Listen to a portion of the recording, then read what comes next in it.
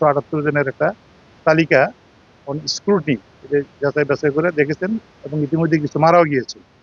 অর্থাৎ 178 জনের জামিননামা কিছু ইতিমধ্যে আদালতে পৌঁছেছে এবং আমি যতটুকু অবহিত এটা আগামীকালের ভিতরে এখানে পৌঁছবে এবং মাননীয় আদালতের তরফ থেকে এই জামিননামাগুলো জেল গেটে পাঠিয়ে দেওয়া হবে।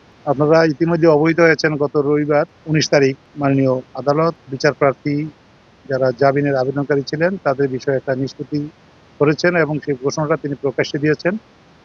মূল বিষয়টা সেখানে ছিল যে মার্ডার কেস বা দায়রা মামলাটায় যারা খালাসপ্রাপ্ত এবং এই খালাসপ্রাপ্তদের ভিতরে কিছু লোক রাষ্ট্রপক্ষের আপিলের প্রেক্ষিতে খালাস থেকে তাদেরকে যাবজ্জীবন কারাদণ্ড দেওয়া হয়েছে। এই সংখ্যা 15।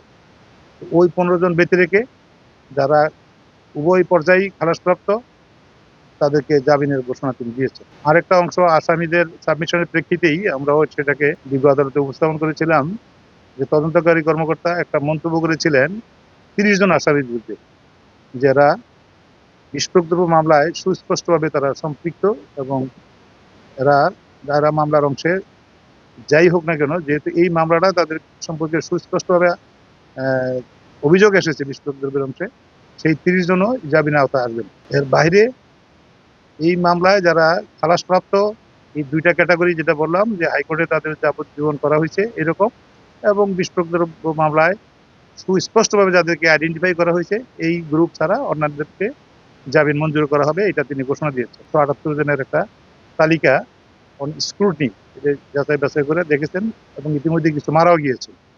অর্থাৎ 178 জনের জামিননামা কিছু ইতিমধ্যে আদালতে পৌঁছেছে এবং আমি যতটুকু অবহিত এটা আগামীকালের ভিতরে এখানে পৌঁছবে এবং মাননীয় আদালতের তরফ থেকে এই জামিননামাগুলো জেল গেটে পাঠিয়ে দেওয়া হবে।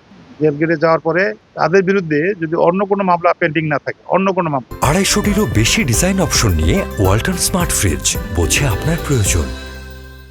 দায়রা মামলা তো আগে নিষ্পত্তি হয়ে গেছে সেটা না, এই বিস্ফোরকের মামলাটাও এখানে ডিসপোজাল হয়ে গেল। যদি থাকে, আমি জানি না, অন্য কোনোভাবে তাদের বিরুদ্ধে মামলা না থাকে তাইলে এই 178 জনের জামিনে বের হওয়ার আর কোনো বাধা নাই বলেই আমি যতটুকু জানি।